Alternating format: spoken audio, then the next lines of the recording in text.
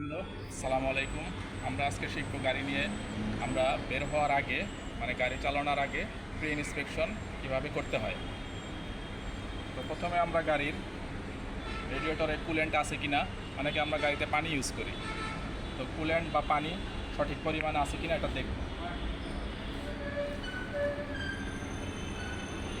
আমরা রেডিয়েটরের ক্যাপ খুলেও দেখতে পারবো। কোথাও যদি রেডিয়েটরের ক্যাপ খোলার মতন অপশন না থাকে সেক্ষেত্রে আমরা এই রিজার্ভারটা খুলে এখান থেকেও দেখতে পারবো। তো এখানে আমার পানির লেভেলটা বা ওয়াটার লেভেল কুলেন্টের লেভেলটা ঠিক আছে।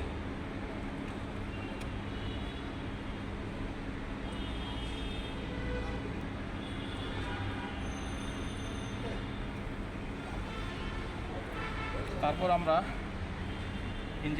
ইঞ্জিন অয়েলটা চেক করব। ইঞ্জিন অয়েলটা চেক করার জন্য আমরা ডিপি স্টিক দ্বারা ইঞ্জিন অয়েলটা চেক করব। ইঞ্জিন অয়েলটা চেক করার আগে আমাদেরকে এই ডিপি স্টিকটা পরিষ্কার করে নিতে হবে, সম্পূর্ণ পরিষ্কার করে নিব। তারপর এটাকে আবার প্রবেশ করাবো, ডিপি স্টিকটাকে আবার বের করব। এখন আমি সঠিক রিডিংটা পাবো। এটা এই পর্যন্ত থাকার কথা, একটু কম আছে, যদিও কম থাকে তাও মিনিমাম লেভেলটা আছে।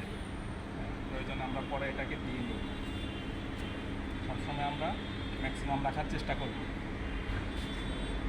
তারপর আমরা গাড়ির ব্রেক অয়েল আছে কি না এটা চেক করব। ব্রেক অয়েলটা আমরা এই মাস্টার সিলিন্ডারের যে রিজার্ভার থেকে চেক করব।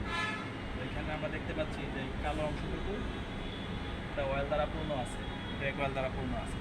তার মানে এটা মিনিমাম লেভেলের উপরে আছে। যেহেতু মিনিমাম লেভেলের উপরে আছে সেহেতু আমাদের চলবে, ম্যাক্সিমাম রাখাই সবসময় ভালো। তারপরে আমরা চেক করব যে আমাদের ব্যাটারির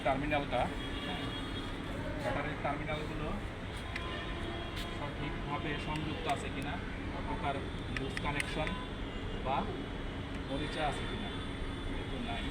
তারপর আমরা ব্যাটারির পানির লেভেলটাও চেক করে নিব। ব্যাটারির পানির লেভেলটা আমরা এখানে দেখতে পাবো। ব্যাটারি লেভেলটা এখান থেকে দেখতে পারবো। আবার আমরা ইচ্ছা করলে এই ব্যান্ড প্লাগটা খুলে এখান থেকেও চেক করতে পারবো। দেখেন, যদি পরিমাণটা কম থাকে তাহলে আমরা ডিস্টিল ওয়াটার দিয়ে পূর্ণ করে নেব।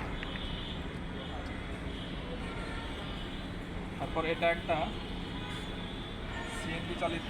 সিএনজি এবং অকটেন দ্বারা চালিত গাড়ি, তো আমরা এখানে ফুয়েলটাও দেখে নিব। সিএনজির পরিমাণটা কতটুকু আছে, প্রেশারটা, সেটা এই মিটার থেকে দেখে নিব। এখানে থাকলে পরে 3000 যে পিএসআই তাহলে এখানে ফুল হতো। যেহেতু এখানে আমরা দেখতে পাচ্ছি এখন এখানে, তার মানে 25% মতো গ্যাস এখনও আমাদের অবশিষ্ট আছে। তারপরে আমরা ইঞ্জিনের কোনো ইলেকট্রিক্যাল ওয়্যার বা কোনো প্রকার যন্ত্রাংশ খোলা অবস্থায় আছে কিনা এটা ইন্সপেকশন করব।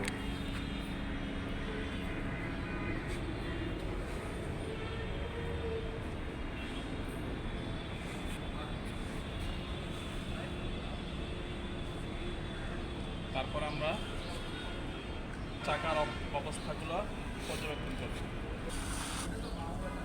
চাকার হাওয়ার প্রেশার এবং কোনো প্রকার নাট খোলা অবস্থায় আছে কিনা এটা দেখে নিব।